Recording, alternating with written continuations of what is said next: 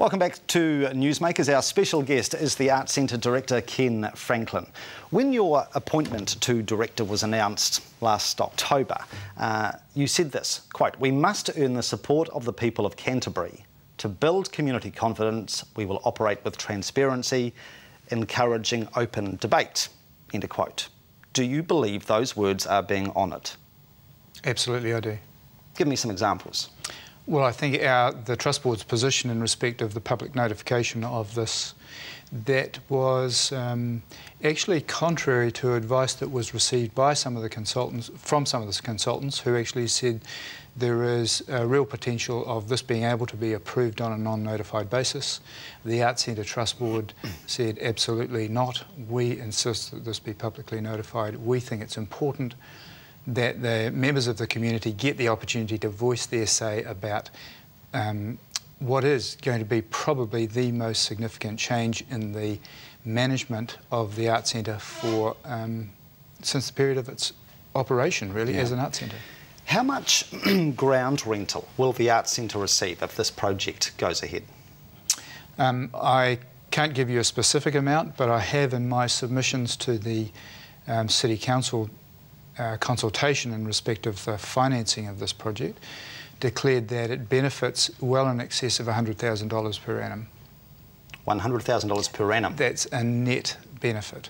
Okay. So that's considering the income that we currently are able to generate off that site. Yeah.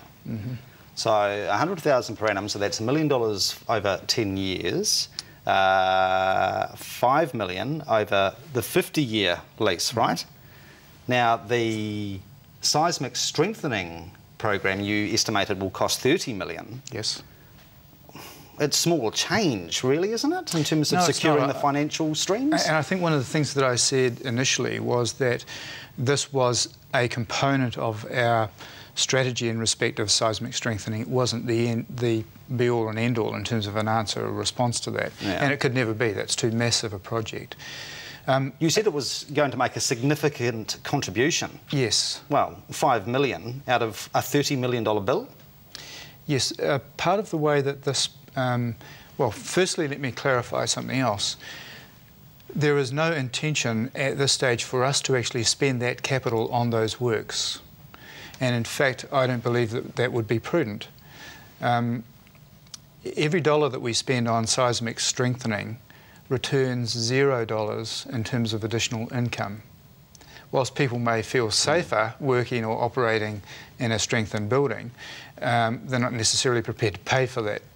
And so our approach really is to endeavour over time to build a fund of capital that will continue to support, in the first instance, our seismic program, and then more longer term, it will take the pressure off those original stone buildings in terms of their ability to earn income.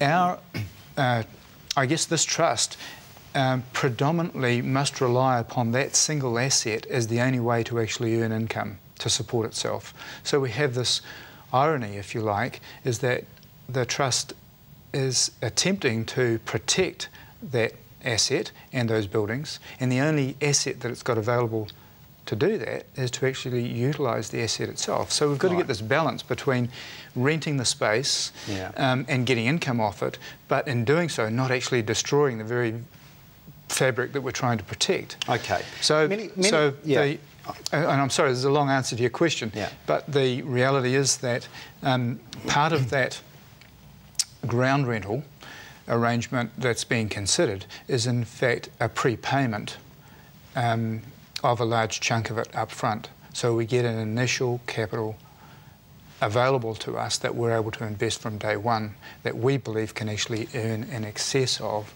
the ground rental amount. All right.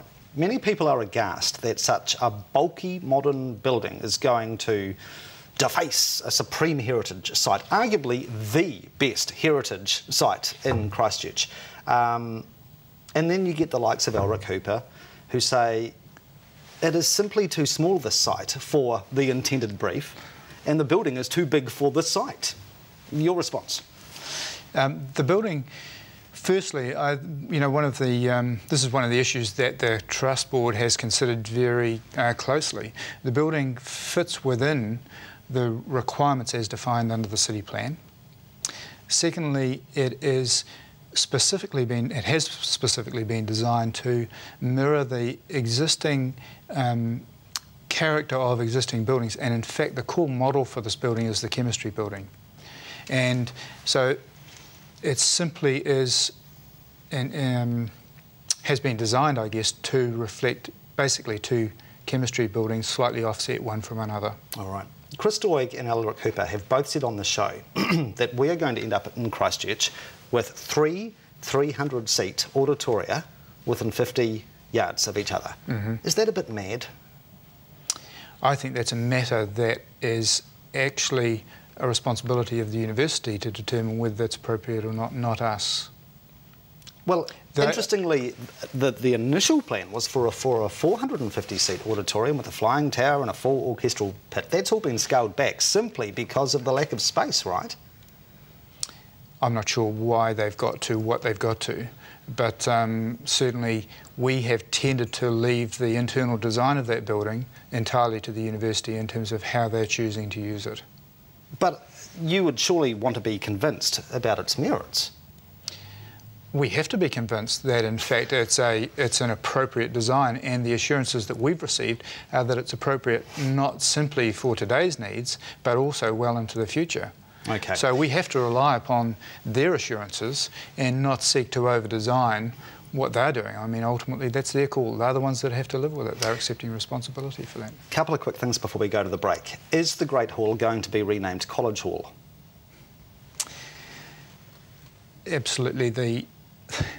The College Hall name comes from what we have, if I can put that in context, what we have discovered in terms of revisiting our conservation plans is that over time the naming of many of our spaces that we've got on the site have changed many, many times. Okay, is it going to be changed? The consequence of that is that we have actually lost the ability to track spaces, and given the heritage nature of this space, it's very, very important that we can actually retain a common reference to spaces. Now, what we've done is we've referred to all of the spaces on site in terms of their original use as they were originally named.